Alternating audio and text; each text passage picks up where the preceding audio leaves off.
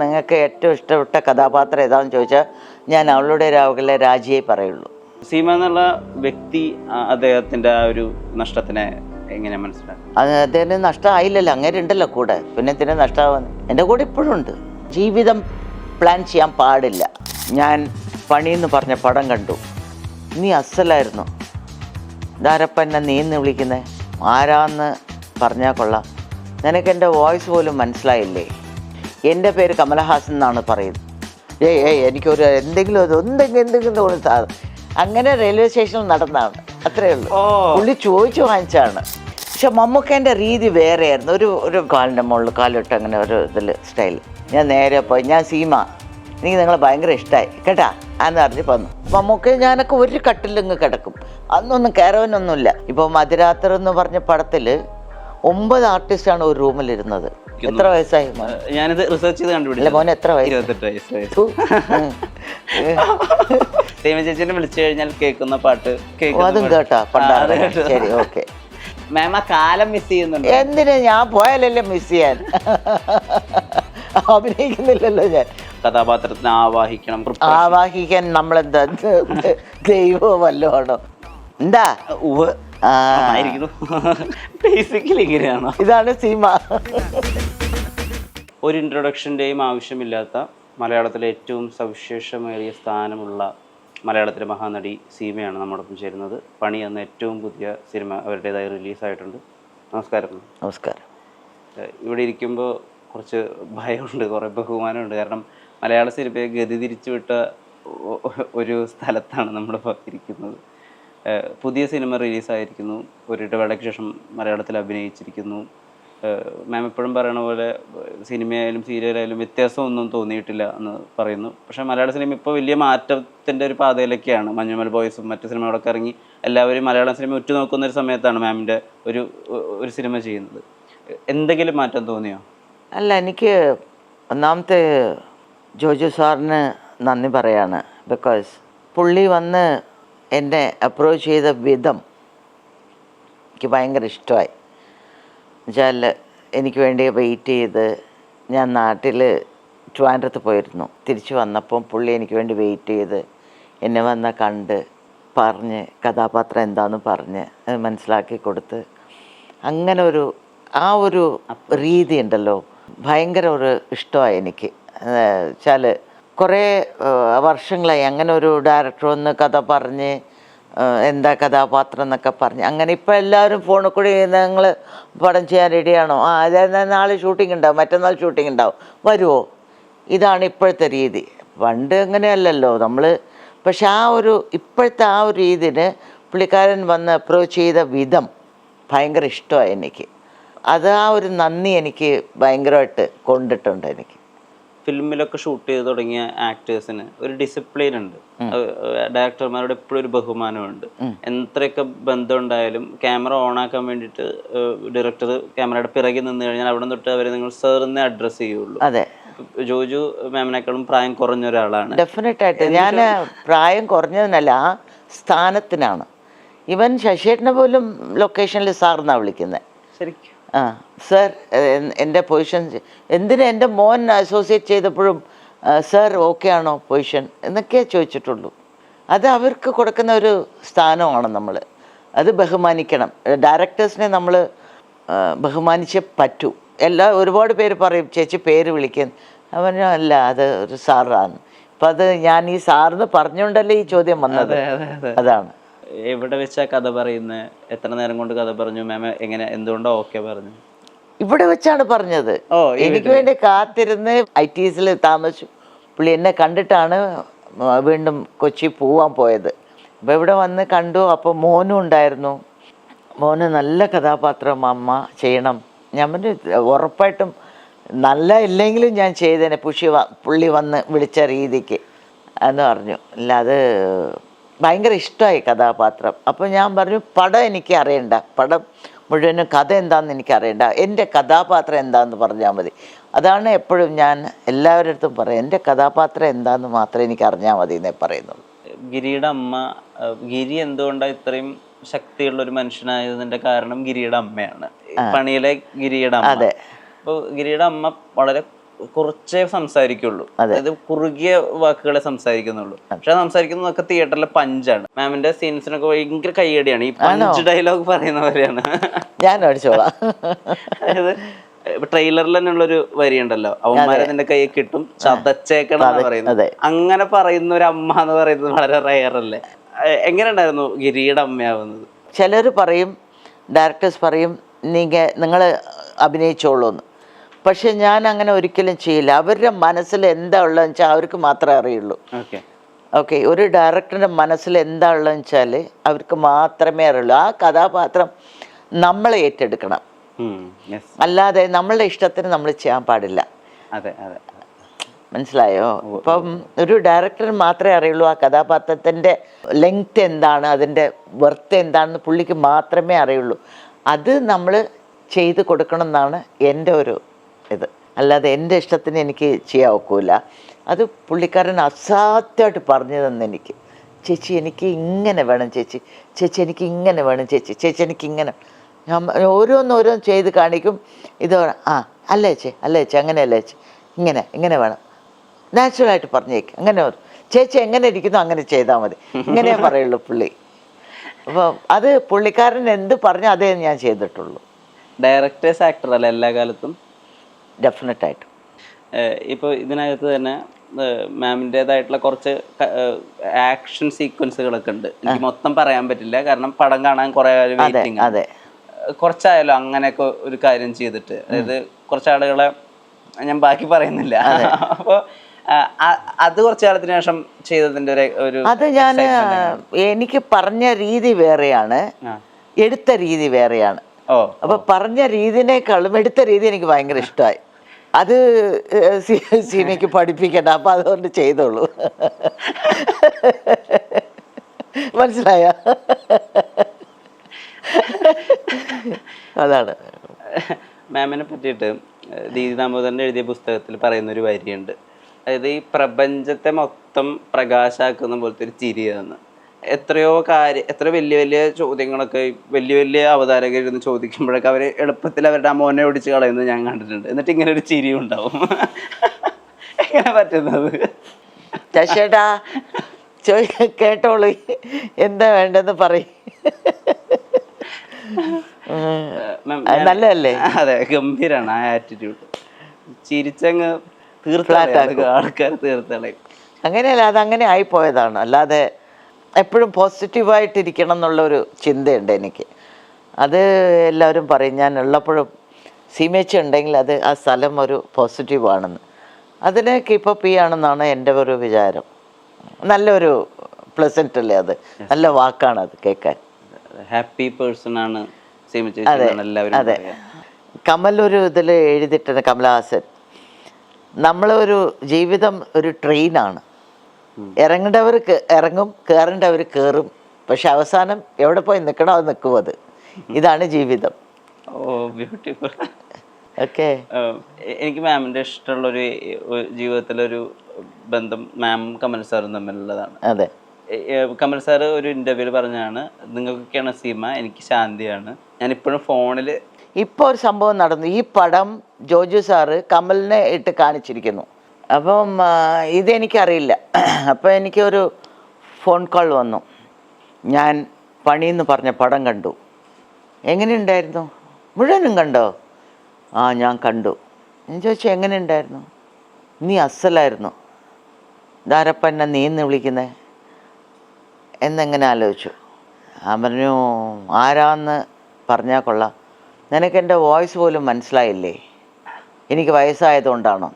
ഞാൻ പറഞ്ഞു, വയസ്സായോ ഇല്ലയോ, ഫോണിൽ ആരാന്ന് അറിഞ്ഞാലല്ലേ എനിക്ക് പറയാൻ ഒക്കുള്ളൂ എന്ന്. എൻ്റെ പേര് കമലഹാസൻ എന്നാണ് പറയുന്നത്. ഞാൻ ഞെട്ടി അങ്ങ് എണീറ്റു. ഞാൻ പറയും, കമൽക്കുട്ടി എന്ന് പറഞ്ഞ് എണീറ്റു ഞാൻ. നിനക്ക് എൻ്റെ വോയിസ് മനസ്സിലായില്ല അല്ലേ എന്ന് ചോദിച്ചു. അറിഞ്ഞില്ല ഞാൻ, സോറി എന്ന് പറഞ്ഞു. അസലായിരുന്നു. നിന്നെ അങ്ങനെ ഞാൻ കണ്ടിട്ടില്ല അമ്മയായിട്ട്. നിന്നെ ഒരു കുട്ടിയായിട്ട് ഞാൻ കണ്ടിട്ടുള്ളൂ. അപ്പോൾ എനിക്കൊരു അമ്മയായിട്ട്, പക്ഷെ നീ അസലായി ചെയ്തിരുന്നു എന്ന് പറഞ്ഞു. ഞാൻ പറഞ്ഞു, അയ്യോ, എനിക്ക് കമലിൻ്റെ അടുത്ത് ഇപ്പോൾ ആ ആൻസർ എനിക്ക് മറുപടി കേട്ടപ്പോൾ ഭയങ്കര എന്തോ ഒരു കോടി അവാർഡ് കിട്ടിയ ഒരു ഫീലിംഗ്. പുള്ളിൻ്റെ വായിന്നൊക്കെ കേൾക്കാന്ന് പറഞ്ഞാൽ അതൊരു ഭയങ്കര ഒരു സന്തോഷമുള്ള കാര്യമാണ്. അപ്പോൾ അത് കട്ട് ചെയ്തപ്പം ഞാൻ വെച്ചു, ഫോൺ വെച്ചു. പുള്ളി നിനക്ക് അവർക്കൊക്കെ നീ സീമയാണ്, പക്ഷേ എനിക്ക് ശാന്തി എന്നാണെന്ന്. ഞാൻ പറഞ്ഞത് അറിയാമല്ലോ, അറിയാമല്ലോ എനിക്ക് എപ്പോഴും. എന്നിട്ട് പുള്ളി വെച്ചു. പിന്നെ ഒന്ന് ജോജു സാർ വിളിച്ചു. ജോജു പറഞ്ഞു, അയ്യോ എന്തോ ചേച്ചി പറയുന്ന പുള്ളിക്കാരൻ സീമേച്ചിനെ. ഞാൻ പറഞ്ഞു പുള്ളി അങ്ങനെയാണല്ലോ എന്ന് പറഞ്ഞ്. അതൊരു സന്തോഷമായ ഒരു വാക്കായിരുന്നു എനിക്ക്. ഫോൺ കോളായിരുന്നു അന്ന്. ഈ കമൽ സാറിൻ്റെ ഒക്കെ ബർത്ത്ഡേ ഉണ്ടാകുന്ന സമയത്ത് ഈ ചാനൽസ് ഒക്കെ വിഷ് ചോദിച്ചു വരുമല്ലോ. ബാക്കിയുള്ളവരെല്ലാവരും പറയുന്നതിന് കമൽ സാറിന് പറയുമ്പോൾ ഒരു ബഹുമാനം ഉണ്ടാവുക. ചേച്ചി കമൽ സാറിൻ്റെ ബർത്ത്ഡേ വിഷ് ചെയ്യുന്ന സമയത്ത് ഭയങ്കര ത്രില്ല, എൻ്റെ കമൽക്കുട്ടാന്നൊക്കെ പറഞ്ഞിട്ട് ഭയങ്കര സന്തോഷം. ഒരുമിച്ച് കുറെ കാലം കോളേജിലൊക്കെ പഠിച്ച രണ്ടാൾക്കാർ. എനിക്ക് എൻ്റെ ഒരു വയസ്സ് 12ഉം പുള്ളിക്കാരൻ്റെ വയസ്സ് 17 എന്തോ ആണ്. അങ്ങനെ ഒരു ഡാൻസ് ഞാൻ കുട്ടിയാണ്, ഞാൻ സ്കൂൾ ലീവിലല്ലേ പോകുന്നത് ഡാൻസ് പഠിക്കാൻ. അപ്പം അതുകൊണ്ടുള്ള ബന്ധമായതുകൊണ്ട് പുള്ളി ഇങ്ങനെ ഒരു ലെവലിലായി, ഞാനിങ്ങനെ ഒരു ഇതായ. പക്ഷേ ശശിയേട്ടനും കമലും ഭയങ്കര അടുപ്പത്തിലുമായിരുന്നു. ഒരു 19 പടം എന്തോ ചെയ്തിട്ടുണ്ട് ശശിയേട്ടൻ്റെ പടം. മാമിനെ പറ്റി പറയുമ്പോൾ എല്ലാ ആളുകളും എടുത്തു പറയുന്ന സിനിമയാണല്ലോ അവളുടെ രാവുകൾ. ഇപ്പൊ കമൽ സാറിന്റെ കാര്യം പറഞ്ഞപ്പോഴാണ് അതിനകത്ത് കമൽ സാറും ചോദിച്ചു വാങ്ങിച്ചാണ്. എനിക്കൊരു എന്തെങ്കിലും തോന്നുത്താ, എനിക്കൊന്ന് ഒന്നും നടക്കട്ടെ, ഞാൻ അങ്ങനെ റെയിൽവേ സ്റ്റേഷനിൽ നടന്നതാണ്, അത്രേ ഉള്ളൂ. പുള്ളി ചോദിച്ചു വാങ്ങിച്ചാണ്. എനിക്കറിയണ്ടായിരുന്നില്ല ഇത് പുള്ളി അത് നിങ്ങൾ ജനിച്ചേ കാണില്ല, എന്നിട്ടല്ലേ ബാക്കി പറയാം. ഞാൻ വിചാരിച്ചിരുന്നത് പാരലിലൊക്കെ കുറെ പടം ഷൂട്ട് ചെയ്യായിരുന്നു അഭിഷേക് സാർ. ഒരേ സിനിമ 2-3 സിനിമകളൊക്കെ ഒരുമിച്ച് ചെയ്ത സമയമുണ്ടല്ലോ. അങ്ങനെ കമൽ സാറിന്റെ കൂടെ പടം ചെയ്തല്ല, ഞങ്ങളെ അനുമോദനം എന്ന് പറഞ്ഞ പടം എന്തോ ചെയ്തോണ്ടിരുന്നു. അപ്പോഴാണ് ഈ പടത്തിന് ഗ്യാപ്പിൽ ഈ അവളുടെ രാവുകൾ കാലിക്കറ്റിൽ ചെയ്തു. അപ്പം കയറി വന്നപ്പോൾ എനിക്ക് ശശി ഒരു ഷോട്ട് എന്തോ അങ്ങനെ ചെയ്താണ് ആ പടം പുള്ളിക്കാർ. മാം, ഈ അംഗീകാരം എന്ന് പറയുന്ന ഒരു കാര്യം ഉണ്ടല്ലോ മാം, അതിനെനിക്കൊരു ഡെഫിനേഷൻ പോലെ തോന്നിയിട്ടുണ്ട് മാമിന്റെ ജീവിതമായിട്ട് ബന്ധപ്പെട്ടിട്ട്. അതായത് അവളുടെ രാവുകൾ ഷൂട്ട് ചെയ്യുന്ന സമയത്ത് ഞാൻ പറയുന്നത് കേട്ടിട്ടുണ്ട്, അഭിഷേക് സാറിനോട് ആളുകൾ ചോദിക്കുന്നു. എത്ര വയസ്സായി? ഞാനിത് റിസർച്ച് ചെയ്ത് കണ്ടുപിടിച്ചു. 28 വയസ്സ്.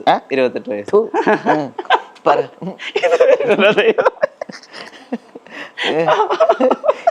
പടം ഇറങ്ങി 47 കൊല്ലമായി. ഞാൻ ആ പടം തേടിപ്പോ ഒരു കാരണം അത് ഞാൻ പറഞ്ഞുതരാം. ആ പടം ഷൂട്ട് ചെയ്യുന്ന സമയത്ത് അഭിഷേക് സാറിനോട് ആളുകൾ പറഞ്ഞിരുന്നു അത്ര, ഒരു ഡാൻസർ വെച്ചിട്ട് നിങ്ങൾ എന്തിനാ ഷൂട്ട് ചെയ്യണേ എന്നുള്ളത്. കുറെ കാലം കഴിഞ്ഞിട്ട് ഈ MT സാറിനെ മാം കാണാൻ പോയപ്പോൾ MT സാറ് മാമിനോട് പറയാണ്, നിന്നെ പോലത്തെ ആളുകൾ അഭിനയിക്കാത്തത് കൊണ്ടാണ് ഞാനിപ്പോ സ്ക്രിപ്റ്റ്. അതല്ലേ വലിയൊരു അംഗീകാരമല്ല, ഭയങ്കര ഇത് എന്തൊക്കെയോ ഇപ്പോൾ പറയുന്നില്ലേ, ഞാനും വീടും കോന വീടെന്നൊക്കെ. ഇതെനിക്ക് കിട്ടിയിരിക്കുകയാണ് പുള്ളിൻ്റെ അടുത്തുനിന്ന്. അതാണ് മാം ഒരു ഗ്രോത്തിനൊരു ഭയങ്കര ഇതല്ലേ, ഭയങ്കര സാഷ്ടാംഗമായിട്ട് കാലിൽ വീണ് അങ്ങ് നമസ്കരിച്ച്, എനിക്ക് ഇനി ഒരു അവാർഡും വേണ്ട സർ ചേട്ടാന്ന് പറഞ്ഞ്. ഞാൻ ഈ പടം തേടിപ്പോയ കഥ ഞാൻ പറഞ്ഞുതരാം മാം. ഞാൻ എപ്പോഴും ഏത് പടം? അവളുടെ രാവുകൾ. ഈ നാടോടിക്കാറ്റ് കണ്ടുകൊണ്ടിരിക്കുന്ന സമയത്ത് എപ്പോഴും അവളുടെ രാവുകൾ 17 വട്ടം കണ്ടു എന്ന് പറയുന്ന സമയത്ത് ആളുകൾ ചിരിക്കും. അതൊരു കോമഡി സീനാണല്ലോ. അപ്പം എന്താണ് ഈ അവളുടെ രാവുകളിൽ ഇത്ര കാര്യം ഇരിക്കണമെന്ന് എനിക്ക് മനസ്സിലാവുണ്ടായിരുന്നില്ല. അത് കഴിഞ്ഞ് ഞാൻ ഈ കോവിഡിന്റെ സമയത്ത് ഞാൻ സത്യം പറഞ്ഞ അവളുടെ രാവുകൾ കാണുന്നത്. അത് കണ്ടു കഴിഞ്ഞിട്ട് എനിക്ക് ആ ശ്രീനിവാസൻ പറയുന്ന സാർ പറയുന്ന സീനിൽ ചിരി തോന്നിയിട്ടില്ല. കാരണം ആ പടം അങ്ങനെ ചിരിക്കേണ്ട ഒരു പടമായിരുന്നില്ല, അതൊരു ഐക്കോണിക് പടമാണ്. അല്ല, ചിരിച്ചത് അതിനല്ല, നിങ്ങൾ പടം കണ്ട തെറ്റായിപ്പോയി. നാടോടി കാറ്റില് ചിരിച്ചത് എന്താന്ന് വെച്ചാൽ 17 തവണ കണ്ടു എന്ന് പറഞ്ഞ് ഇങ്ങനെ കൈ വെക്കും പുള്ളി. അപ്പൊ ഞാൻ ഇങ്ങനെ നോക്കും ആ കൈയിനെ, അപ്പൊ ഇങ്ങനെ എടുത്തിട്ട് ആ ഒരു ചിരിയാണ്, അല്ലാതെ പടത്തിനെ കുറിച്ചുള്ള ചിരിയല്ലാതെ. തെറ്റായിട്ട് ഇനി ഒരു പ്രാവശ്യം പോയി നാടോടി കാറ്റ് കണ്ടിട്ട് എന്നിട്ട് വേണം ചോദിക്കാനും. ഓക്കെ, അടി വാങ്ങിക്കും. ആൻഡ് ആ പടത്തിന്റെ ഏറ്റവും വലിയ പ്രത്യേകത എന്താണെന്ന് വെച്ച് കഴിഞ്ഞാൽ, ആ പടത്തിന് മലയാളത്തിൽ ആദ്യമായിട്ട് രണ്ടാമത്തെ തവണ A സർട്ടിഫിക്കറ്റ് കിട്ടുന്ന സിനിമയാണ്. പക്ഷെ ആ സിനിമയിൽ ഒരു കിസ്സിങ് സീനില്ല, ഒരു ഹഗ്ഗില്ല, ഒരു മോശമായിട്ടുള്ള രംഗവും ഇല്ല. എന്നിട്ടും ആ പടത്തിന് അന്ന് ആളുകൾ മനസ്സിലാക്കിയില്ല എന്ന് ആലോചിക്കുമ്പോൾ എനിക്ക് ഭയങ്കര വിഷമം. ആര് പറഞ്ഞു മനസ്സിലാക്കിയില്ല? സെൻസർ സർട്ടിഫിക്കറ്റ് A കൊടുത്തതേ. അതിന് ഒരു കുഴപ്പമൊന്നുമില്ലല്ലോ, അത് അപ്പോഴത്തെ സിറ്റുവേഷൻ അതായിരുന്നു. ഇന്നങ്ങനെയല്ലല്ലോ. ഇന്ന് ആ പടം ആളുകൾ ഇന്ത്യയിൽ തന്നെ ഏറ്റവും ബെസ്റ്റ് ഉറപ്പായിട്ടാണ് പറയുന്നത്. നല്ലൊരു മെസ്സേജ് ആയിരുന്നു ആ പടം. അതെ, നല്ല മെസ്സേജാണ്. ഇപ്പോഴും എല്ലാവരും ആരെങ്കിലുമൊക്കെ ചോദിച്ചാൽ നിങ്ങൾക്ക് ഏറ്റവും ഇഷ്ടപ്പെട്ട കഥാപാത്രം ഏതാണെന്ന് ചോദിച്ചാൽ ഞാൻ അവളുടെ രാവുകളിലെ രാജിയെ പറയുള്ളൂ. ഇപ്പോഴും ഡയറക്ടറും അത് തന്നെയല്ലേ? ഏഹ് ഫോണിൽ വിളിക്കുമ്പോ അതും കേട്ടാ പണ്ടാണ്. ശരി, ഓക്കെ. സീമ ചേച്ചിനെ വിളിച്ചു കഴിഞ്ഞാൽ കേൾക്കുന്ന പാട്ട് രാഗങ്ങളാണ്. അതെ. അല്ല, ഈ ഇത്രയും കൊല്ലമായിട്ട് ആ പാട്ട് മറന്നില്ലല്ലോ ആരും. ആരും മറക്കില്ല. ഒരു അപ്പം കാലത്തും നാച്ചുറലി രാജ്യ മലയാളിക്ക് മറക്കാൻ പറ്റില്ല. ഈ കബീർ പൊന്നമ്മ അതിനകത്ത് പറയുന്ന ഒരു ഡയലോഗുണ്ട്, രാജിയുടെ സ്ഥാനത്ത് ഞാനായിരുന്നെങ്കിലും ഞാൻ ചിലപ്പോൾ ആയിപ്പോയായിരുന്നു. അപ്പൊ ആ പടം ആ സമയത്ത് ആളുകൾ എന്താ പറയാ സെലിബ്രേറ്റ് ചെയ്തതിനേക്കാൾ കൂടുതൽ ആളുകൾ അതിനെപ്പറ്റി എഴുതിയിട്ടുണ്ട്, സംസാരിച്ചിട്ടുണ്ട്. ഇപ്പൊ EV ശ്രീധരൻ എന്നുള്ളൊരു വിമർശകൻ ആ സമയത്ത് അവളുടെ രാവുകളെ പറ്റിയിട്ട് രൂക്ഷമായിട്ട് വിമർശിച്ച് എഴുതിയിട്ടുണ്ടായിരുന്നു റിലീസായ സമയത്ത്. അദ്ദേഹമാണ് അവളുടെ രാവുകൾ പുസ്തകമായിട്ട് പ്രസിദ്ധീകരിച്ചല്ലോ മാം. ആണോ? ആ, പുസ്തകമായിട്ട് പ്രസിദ്ധീകരിച്ചിട്ടുണ്ട്. അതിൽ അവതാരിക എഴുതിയിട്ടുള്ളത് അന്ന് വിമർശിച്ചെഴുതിയ EV ശ്രീധരനാ. അതിന്റെ ഹെഡിങ് ഖേദപൂർവം എന്നാണ്, അന്ന് എനിക്ക് തെറ്റുപറ്റിപ്പോയി എന്നാണ്. Good, thank you sir. Okay. അടുത്തതായിട്ട് എനിക്കൊരു കാര്യം ചോദിക്കാനുണ്ട്. നമ്മുടെ ഏറ്റവും അധികം ഐക്കോണിക് ആയിട്ട് അല്ലെങ്കിൽ ഏറ്റവും അധികം ഓർത്തിരിക്കുന്ന ഒന്നാണ് ആൾക്കൂട്ടത്തിൽ തന്നെയല്ല അമ്മുക്കുട്ടി. ഈ അമ്മുക്കുട്ടി ഒരുപാട് സ്ഥലത്ത് കരയുന്നുണ്ടല്ലോ. ഏതെങ്കിലും സ്ഥലത്ത് സീമ എന്നുള്ള പെർഫോമർ ഗ്ലിസറിൻ ഉപയോഗിച്ചിട്ടുണ്ടോ? ഇല്ല, ഗ്ലിസറിൻ ഉപയോഗിക്കാൻ പാടില്ലെന്നാണ് ശശിയേട്ടൻ്റെ ഒരു ഇത്. ശശിയേട്ടന് അങ്ങനെ ഒരു ഇതുണ്ട്. ഗ്ലിസറിൻ ഒഴിച്ചാൽ അതെല്ലാം ഇവിടെയൊക്കെ ഒഴുകും. ഇവിടെ നീ എന്തോ പുഴ വെച്ചിരിക്കുന്നു എന്നൊക്കെ ചോദിക്കും. നീ നാച്ചുറലായിട്ട് കരയണം. ഞാൻ പറഞ്ഞു കരച്ചിൽ വരണ്ടേ ശശിയേട്ടാന്ന് ചോദിക്കും ഞാൻ. അല്ല, നീ കരയണം. ഈ പണിയിലും കൂടി ഞാൻ അങ്ങനെ ഒന്നും ഗ്ലിസറിനൊന്നും ഇട്ടിട്ടില്ല. ചിലപ്പം ഗ്ലിറ്റർ വരുമ്പോൾ അത് ഞാൻ ഇതാക്കും. ആ സിനിമയിൽ തന്നെ കണക്ക് തീർക്കാൻ നോക്കുകയാണെന്ന് പറഞ്ഞിട്ട് കാശിന്റെ കെട്ടെടുത്തിട്ട് ഇങ്ങനെ എറിയുന്നൊരു സീനുണ്ട്. അതെ, ആൾക്കൂട്ടത്തിൽ. അതെ. അത് കഴിഞ്ഞിട്ടൊരു കരച്ചിലുണ്ട്. എനിക്കത് മനസ്സിലായി. ഞാൻ അങ്ങനെ കരയുന്ന ആളുകളെ കണ്ടിട്ടുള്ളത് ഇങ്ങനെ വിങ്ങി വിങ്ങി വിങ്ങി കരയുക. അതിങ്ങനെ അങ്ങനെ ആവുമല്ലോ, ഗദ്ഗതം പോലെ. ആ കരച്ചിലൊക്കെ ആ സമയത്ത് അങ്ങനെ വരുന്നതാ? അത് ശശിയേട്ടൻ എൻ്റെ അടുത്തുനിന്ന് വരുത്തിക്കുന്നതാണ്, അല്ലാതെ ഇത് ഞാനായിട്ടൊന്നും ചെയ്യുന്നല്ല. എനിക്ക് അത് എൻ്റെ ഗോസ് ടു താങ്ക്സ് ശശിയേട്ടൻ. പണിയുടെ അകത്തെ അഭിനയ എന്നുള്ളൊരു കുട്ടി അഭിനയിച്ചിട്ടുണ്ട്.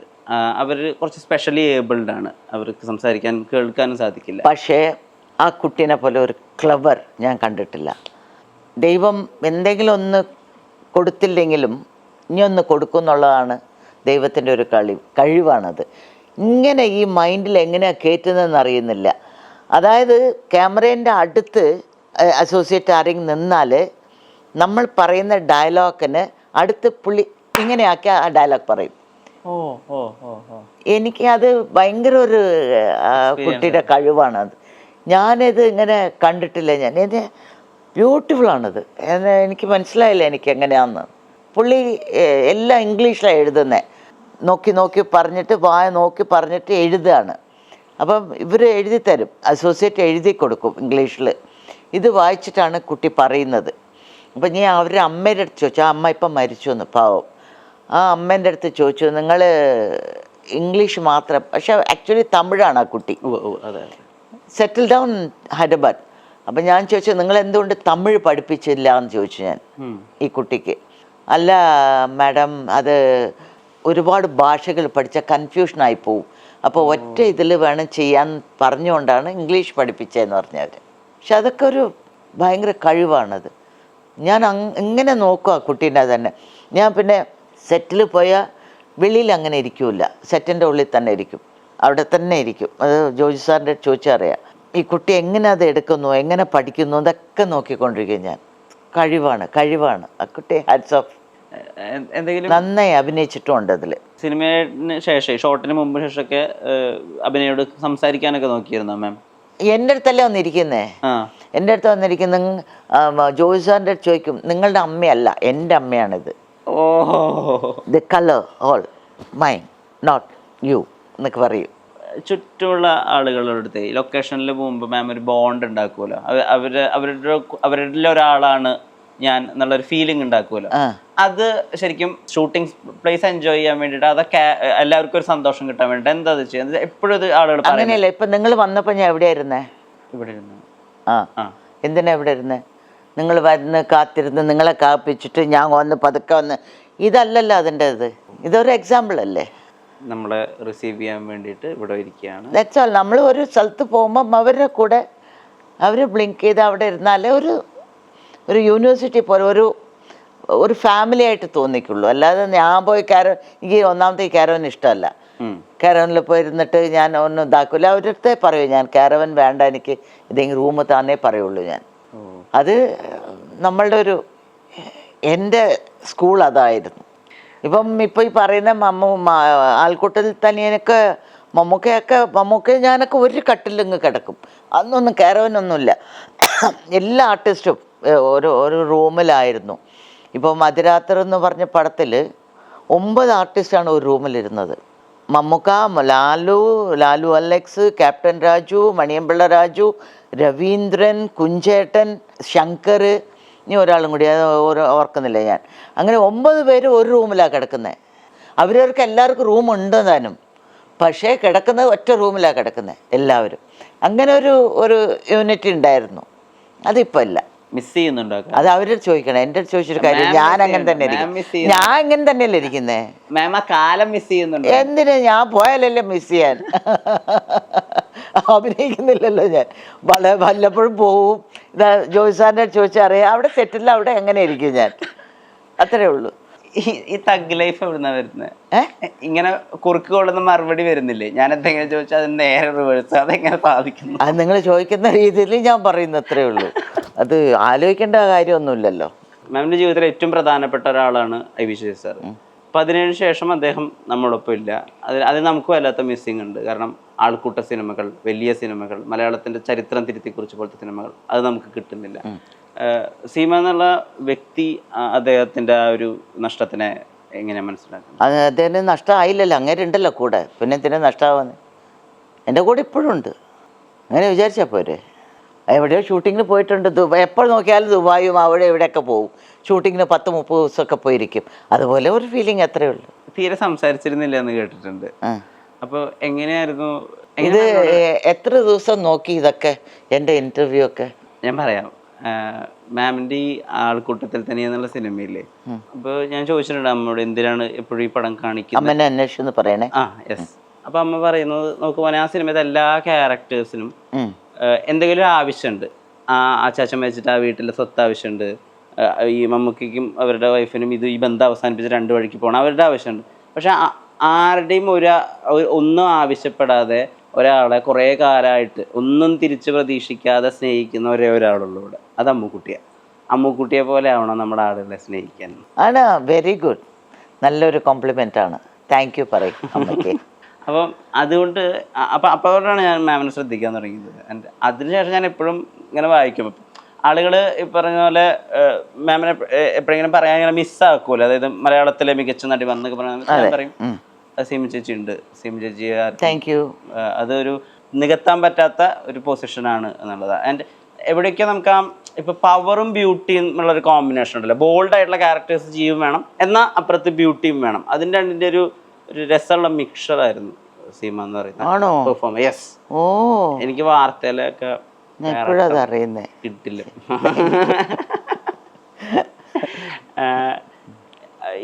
ഇപ്പൊ പടങ്ങൾ ചൂസ് ചെയ്യുന്നത് ഭയങ്കര കുറവല്ലേ? ചൂസ് ചെയ്യില്ല, അങ്ങനെ ആരും വിളിക്കുന്നില്ല. ചൂസ് എന്തോന്ന് ചെയ്യാൻ? വിളിച്ചാൽ പോവും, അത്രേ ഉള്ളൂ. അങ്ങനെ ചൂസ് ഒന്നുമില്ല, വിളിച്ചാൽ പോവും. എനിക്ക് ഒരു കഥ, ഇപ്പം ജോയ് സാർ വന്നു, കഥാപാത്രം പറഞ്ഞു, അങ്ങനെ വിളിക്കുന്നവരെ കൂടെ നമ്മൾ അഭിനയിക്കാൻ പോകുന്നു, അത്രേ ഉള്ളൂ. ഈ പണിയിൽ വേറെ കുറെ ചെറിയ കുട്ടികളൊക്കെ അഭിനയിച്ചിട്ടുണ്ടല്ലോ. ജുനൈസ് ഉണ്ട്, അതുപോലെ തന്നെ സാഗർ ഉണ്ട്. അവരോടൊക്കെ മാമിന് കോമ്പിനേഷൻ സീൻസും ഉണ്ട്. പിന്നെ എല്ലാവർക്കും ഒരു ഡിസ്റ്റൻസ് ആയിരുന്നു പുള്ളിക്ക്. അവരെ ഈ കുട്ടികൾ ഈ ബിഗ് ബോസിൽ വന്ന കുട്ടികൾ അവർക്കൊക്കെ ഒരു ഡിസ്റ്റൻസ് ഉണ്ടായിരുന്നു. ഞാനൊക്കെ ഇത്രേ ഉള്ളോ സീമേച്ചി എന്ന് ഞാൻ അവനെ അടി മോച്ചില്ല. സീമേച്ചി ഇത്രേ ഉള്ളോ എന്ന്. അങ്ങനെ ഒരു പിള്ളേരാണ് അവർക്ക് എപ്പോഴെങ്കിലൊക്കെ വിളിക്കും. വിളിക്കും. കുട്ടികളല്ലേ എല്ലാവരും, പാവങ്ങളല്ലേ. അത് എൻ്റെ മക്കളെ പോലെയൊക്കെ അല്ലേ. എന്തൊക്കെ അവരോട് സംസാരിക്കുന്നത്? അങ്ങനെ വലിയ കാര്യങ്ങളായിട്ടൊന്നും സംസാരിക്കില്ല. എവിടെയെങ്കിലും ഇങ്ങനെ ഞങ്ങളാണ് പോകുന്നത് ഗ്രൂപ്പ്. ഇവർ ചിലപ്പം എൻ്റെ ചോദിക്കും, ചേച്ചി അവരെ കയറ്റിക്കോട്ടെ. ഞാൻ പറഞ്ഞാൽ എനിക്ക് എന്തോ കുഴപ്പം, ഞാൻ ഒറ്റയ്ക്കല്ലേ പോകുന്നത്, അവർ കയറ്റിക്കോളൂ, പിന്നിലല്ലേ ഇരിക്കുന്നത്. അപ്പോൾ അവർ പോകുമ്പോൾ ഞാൻ എവിടെയെങ്കിലും ചായ കിട്ടുമോ നോക്കുന്നത്. ഇതായിപ്പോൾ വാങ്ങിച്ചു തരാം, ചായ വാങ്ങിച്ചു തരും. പിന്നെ ആ കടയിൽ എന്തെങ്കിലുമൊക്കെ ബോണ്ട് ഒക്കെ ഉണ്ട്, എന്തെങ്കിലും ഉണ്ടെങ്കിൽ, സീമേച്ചി ഇത്രയും സീമേച്ചി ചായക്കടലൊക്കെ കുടിക്കാം. ഞാൻ പറഞ്ഞു ചായയല്ലേ കുടിക്കുന്നത്, ഇതിൽ അങ്ങനത്തെ ഒരു കുട്ടികളാണ് ഇവരുടെ അടുത്തൊക്കെ എന്തോന്ന് ഇതാക്കുന്നത് നമ്മൾ. പക്ഷെ അഭിനയിക്കുമ്പോൾ മാത്രം സിമിച്ച് അഭിനയിക്കുമ്പോൾ വേറെയാണ്. ഞാൻ പറഞ്ഞു അതിനെല്ലാം വന്നിരിക്കുന്ന ചാപ്പാടല്ലേ എന്ന് പറയും ഞാൻ. ഇപ്പോൾ ആളുകൾ ഇങ്ങനെ അഭിനയിക്കണം, കഥാപാത്രത്തിനുള്ളിലേക്ക് എടുക്കണം, കഥാപാത്രത്തിനെ ആവാഹിക്കണം, ഇങ്ങനെ ഒരു സിനിമയിൽ അഭിനയിക്കാൻ വേണ്ടിയിട്ട് കുറെ ആവാഹിക്കാൻ നമ്മളെന്താ ദൈവമോ വല്ലതും ആണോ, പൂജാരിയാണോ? അല്ല അങ്ങനെയൊക്കെ പറയില്ലേ, പ്രിപ്പയർ ചെയ്യണം. മാം അങ്ങനെ ഏതെങ്കിലും കഥാപാത്രം ഒരുങ്ങിയിട്ടുണ്ടോ? ഇല്ല, അങ്ങനെ ഒന്നും ഒരുങ്ങിയിട്ടില്ല. ഇവൻ എല്ലാത്തിലും സെറ്റിൽ പോയാൽ ഭയങ്കര ബഹളമായിരിക്കും. ശശിയേട്ടൻ തന്നെ പറയും മൂഡ് കീപ്പപ്പ് ചെയ്യും, മൂഡ് കീപ്പപ്പ്. ഞാൻ പറയും ശശിയേട്ടാ ക്യാമറമാൻ പോലെ നിന്ന് അഭിനയിച്ചാൽ പോരെ, അപ്പോൾ എന്തിനാണ് മൂഡ് ഇപ്പോഴേ കീപ്പപ്പ് ചെയ്യുന്നതെന്ന് പറയും. അങ്ങനത്തെ ഒരു ഇതാണ്. MT സാറിന്റെ ഏറ്റവും അധികം സിനിമകളിൽ അഭിനയിച്ച 8 പടം എന്താ ചെയ്തത്? 9 പടം. ആണോ? 9 പടം. ശരി, 9 മാറ്റിയേക്കാം. ഇനി പറയുന്ന എല്ലാവർക്കും 9 ആക്കിയേക്കാം. അത്രയും പടങ്ങൾ ചെയ്തിട്ട് ആളാ. അപ്പൊ ഈ പറഞ്ഞ പോലെ സ്ക്രിപ്റ്റ് മുമ്പേ കിട്ടുക, അല്ലെങ്കിൽ അത് വായിക്കുക, ക്യാരക്ടർ ഇങ്ങനെ പെരുമാറും, അങ്ങനെ ഇത് അങ്ങനെയൊന്നുമില്ല. ഇന്നവരെ അതില്ല, ഇന്നവരെ ഇല്ല, അങ്ങനത്തെ ഒരു സംഭവമേ ഇല്ല എനിക്ക്. ഈ നീലീനൊക്കെ ചെയ്യുന്ന സമയത്ത് ആരൂഢം ശശിയേട്ടനാണ് എൻ്റെ സ്ക്രിപ്റ്റ്, ഡയറക്ടേഴ്സാണ് സ്ക്രിപ്റ്റ് എൻ്റെ. ഞാൻ അതല്ല ആദ്യമേ പറഞ്ഞത്, ഡയറക്ടേഴ്സിൻ്റെ ഉള്ളിൽ എന്തുണ്ടോ അവർക്ക് മാത്രമേ അറിയുള്ളൂ. അതിന് നമ്മൾ പറ്റുന്നിടത്തോളം അഭിനയിച്ചു കൊടുക്കുക, അത്രേ ഉള്ളൂ. അല്ല ഒരു കൗതുകം കൊണ്ട് ചോദിച്ചോട്ടെ, അദ്ദേഹം വളരെ കുറവ് സംസാരിക്കുന്നു എന്നല്ലേ പറയുന്നത്? ശശിയേട്ടനോ? ശശിയേട്ടൻ വീട്ടിൽ മാത്രമേ കുറവായിട്ട്, ഷൂട്ടിങ്ങിൽ കറക്റ്റാണ്. അപ്പം അതുകൊണ്ട് യാതൊരു മാറ്റവും ഇല്ല. ഷൂട്ടിങ്ങിൽ ടൈപ്പേ വേറെയാണ്. ഷൂട്ടിങ്ങിൽ മാത്രമേ ഞാൻ അങ്ങേരെ പേടിക്കുള്ളൂ, വീട്ടിലൊന്നും പേടിക്കില്ല. ഈ മകൻ മലയാള സിനിമയുടെ ഒരു പ്രതീക്ഷയാണ്. അദ്ദേഹം സിനിമകൾ സ്വതന്ത്രമായിട്ട് സംവിധാനം ചെയ്തിട്ടില്ലെങ്കിൽ പോലും തെലുങ്കിൽ മലയാളത്തിൽ ചെയ്തിട്ടില്ലെങ്കിൽ പോലും അദ്ദേഹത്തിന് ഈ പറഞ്ഞ പോലെ ശശി സാറിന്റെ മകൻ ടാലന്റ് എന്തായിരിക്കും അറിയാൻ മലയാളികൾക്ക് നല്ല ആഗ്രഹവും ഇഷ്ടമൊക്കെ ഉണ്ട്. എപ്പോഴാ മകന്റെ ഒരു മലയാള സിനിമ ഉണ്ടാവും? എനിക്കറിയില്ല, അത് അവൻ്റെ അടുത്ത് വേണം ചോദിക്കാൻ. ഒന്നും ഷെയർ ചെയ്യില്ല? ഞങ്ങൾ അങ്ങനെ ഒന്നും ഷെയർ ചെയ്യില്ല. ശശിയേട്ടൻ്റെ അടുത്ത് എങ്ങനെ ഉണ്ടായിരുന്നോ ഞാൻ അതുപോലെ തന്നെ മോൻ്റെ അടുത്തുള്ളത്. എന്താ, എവിടെയാ, എന്ത് കഥയാണ്, എങ്ങനെയാണ് ചെയ്യുന്നത്, ഒന്നും ഞങ്ങൾ തമ്മിൽ ഡിസ്കസ് ചെയ്യില്ല. അവൻ വന്നാൽ എനിക്ക് അവൻ ഇവിടെ വീട്ടിൽ വന്നിരുന്ന് അവന് നല്ല ചാപ്പാട് കൊടുക്കണം, അവനെ ഹാപ്പി ആക്കി വയ്ക്കുക, ഇത് മാത്രമേ ഉള്ളൂ എൻ്റെ ചിന്ത മുഴുവൻ. അല്ലാതെ ഏത് പടം ചെയ്യുന്നു, എന്ത് ചെയ്യുന്നു, ഇവരെന്ത് പറഞ്ഞു, അവരെന്ത് ഒന്നുമില്ല. അവൻ IV ശശിൻ്റെ സീമേൻ്റെ മോനാണെന്ന് പോലും അവൻ പറയില്ല എവിടെയും. ഇതാണ് അവൻ്റെ ഒരു സ്വഭാവം. സ്വന്തമായിട്ടൊരു ലേബൽ ഉണ്ടാക്കണം അങ്ങനെയല്ല, അങ്ങനെ ഒരു അവൻ പണ്ട് തൊട്ടേ ഇവൻ മോളും അതെ. IV ശശിൻ്റെ സീമേൻ്റെ മോൾ അത്യാവശ്യം ഉണ്ടെങ്കിൽ മാത്രമേ അവർ പറയുള്ളൂ, അല്ലാതെ അങ്ങനെ എല്ലാവരുടെ അടുത്തും അങ്ങനെ പറഞ്ഞു നടക്കില്ല അവർ. ഈ മാം ആളുകളെ കോംപ്ലിമെന്റ് ചെയ്യുന്ന കഥകൾ ഞാൻ ഒരുപാട് വായിച്ചിട്ടുണ്ട്. അതിനെപ്പറ്റി ഒരു കാര്യം ചോദിച്ചോട്ടെ. അതായത് മാം ഒരു സിനിമയുടെ സ്ഫോടനത്തിന് ഷൂട്ടിങ്ങിന് പോകുന്ന സമയത്ത് ഒരാളിങ്ങനെ അഹങ്കാരത്തോടു കൂടി ഇങ്ങനെ ഇരിക്കുന്നു, നല്ല ആറ്റിറ്റ്യൂഡൊക്കെ ഇട്ടിട്ട്. അപ്പൊ അങ്ങനെ അടുത്ത് പറഞ്ഞിട്ട് എനിക്ക് നിങ്ങളുടെ ആറ്റിറ്റ്യൂഡ് ഭയങ്കര ഇഷ്ടമായെന്ന് പറയുന്ന ഒരു പെൺകുട്ടി,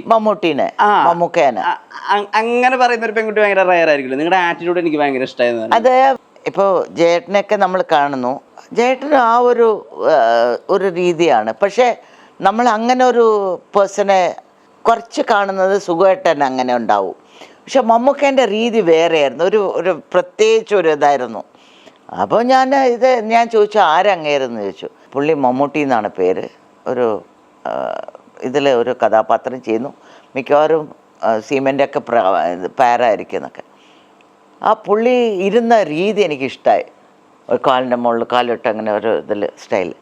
ഞാൻ നേരെ പോയി, ഞാൻ സീമ, എനിക്ക് നിങ്ങളെ ഭയങ്കര ഇഷ്ടമായി കേട്ടാ എന്ന് പറഞ്ഞ് വന്നു. ഇത്രയാണ്. ഇപ്പോഴും ഇങ്ങനെ ആളുകൾ എന്തെങ്കിലും ചെയ്തിട്ട് ഇഷ്ടമായി കഴിഞ്ഞാൽ പോയി കോംപ്ലിമെൻ്റ് ഒക്കെ ചെയ്യുമോ? ഇപ്പം നിങ്ങളുടെ അടുത്ത് വയസ്സ് ചോദിച്ചില്ല, എന്തിനാ ചോദിച്ചേ? എനിക്ക് വല്ല ആവശ്യമുണ്ടോ വയസ്സ് ചോദിക്കാൻ? ഇല്ല ഇല്ല, അത്രേ ഉള്ളൂ. എന്താ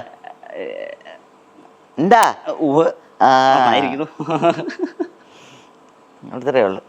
ഇപ്പൊ ആളുകള് സീമ ചേച്ചിനെ അപ്രോച്ച് ചെയ്യണമെങ്കിൽ ആ നമ്പറിൽ വിളിച്ചിട്ട് ഈ വീട്ടിൽ വന്നിട്ട് കഥ പറഞ്ഞാൽ മതിയോ? എന്താ പടം എടുക്കാൻ പോകുന്നു? അല്ല ഞാൻ പറയാ, ഇപ്പൊ എന്തായാലും പണി ഉദ്ദേശം ഉണ്ടോ? ഇല്ല. അല്ല ഞാൻ പറയുന്നത് അപ്രോച്ച് അങ്ങനെ തന്നെ മതിയോ? എങ്ങനെ മതിയോ? ജോജു ചേട്ടൻ വരുന്നത് പോലെ വരിക, കഥ പറയുക. അങ്ങനെ ജോജു സാറിനെ വിട്ടേക്ക്, ജോജു സാറിന്റെ രീതി അതായിരുന്നു.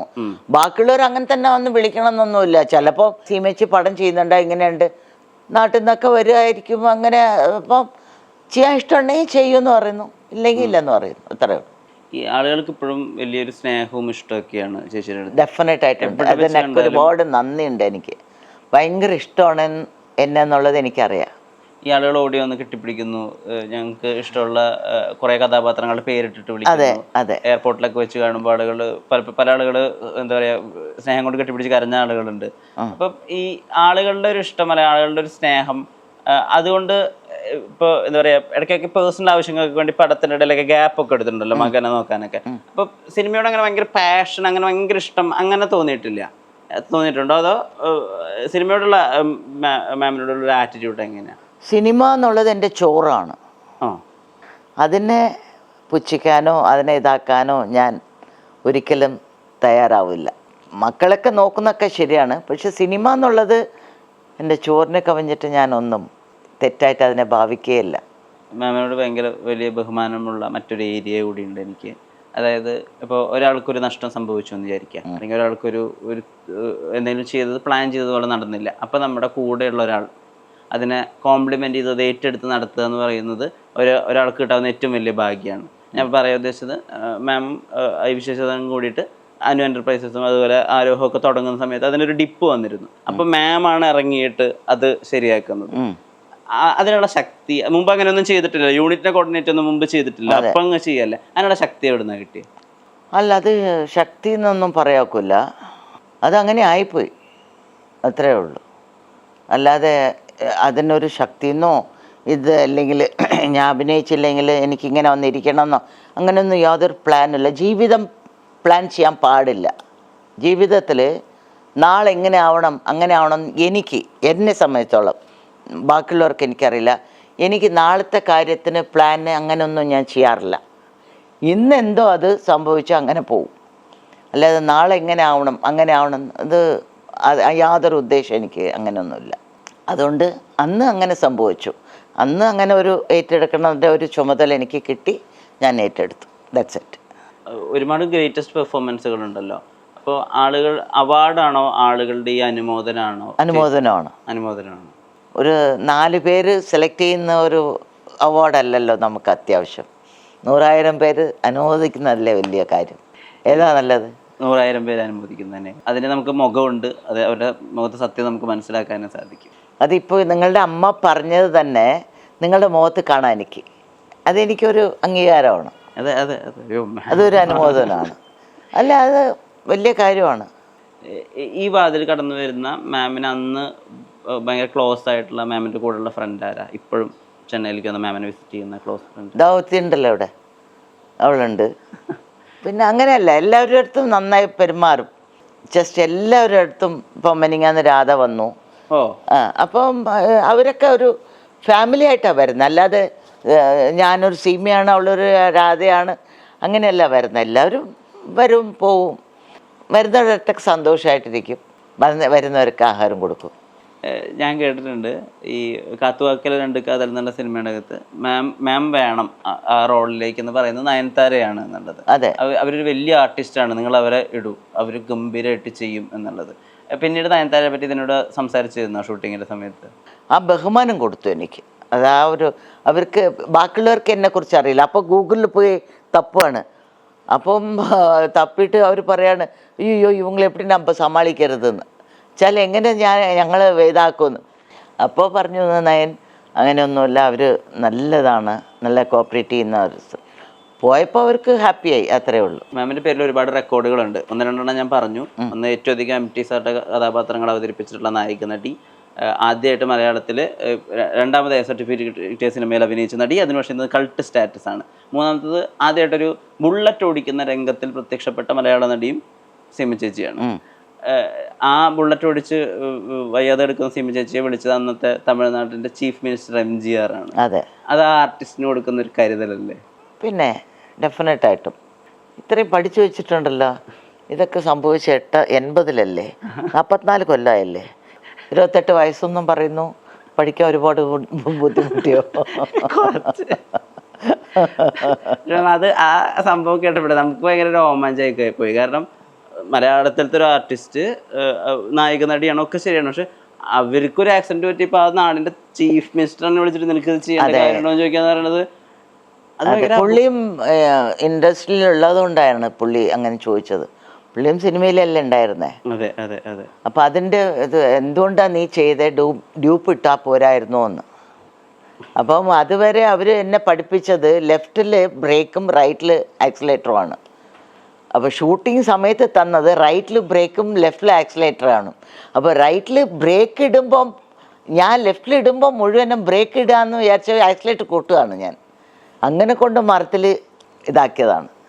ഏതോ ഒരു പയ്യൻ, ഒരു മെക്കാനിക്കാന്ന് തോന്നുന്നു, എതിരിൽ ചേച്ചി സീമയുണ്ട് അഭിനയിക്കാൻ എന്ന് പറഞ്ഞിട്ട് കയറി വന്നപ്പോഴാണ് ഈ സംഭവം കാണുന്നത്. ഒറ്റ ചവിട്ടി കൊടുത്തപ്പോൾ ബൈക്കോടെ എൻ്റെ മുകളിൽ, ഇല്ലെങ്കിൽ അന്ന് പോയേനെ ഞാൻ. അതുകൊണ്ട് ഇപ്പൊ ഞങ്ങൾക്ക് ഇങ്ങനെ കാണാൻ പറ്റൂലായിരുന്നു.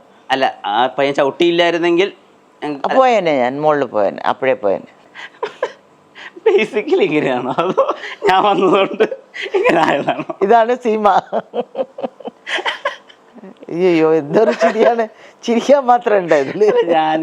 ഞാൻ ഈ കുറെ ഭയങ്കര അഭിനയ പ്രാധാന്യമുള്ള റോളുകളിലൊക്കെ മാമിനെ കണ്ടിട്ട് ഈ വാർത്ത, അനുബന്ധം, അതുപോലെ ഈ പറഞ്ഞ പടങ്ങളിലൊക്കെ കണ്ടിട്ട് ഞാൻ മാമിനെ ഭയങ്കര സീരിയസ് ആയിട്ട് എടുത്ത് വെച്ചിട്ടുണ്ടായിരുന്നത്. പക്ഷെ ഇപ്പൊ ഞാനിതാ കോമഡി പീസ്.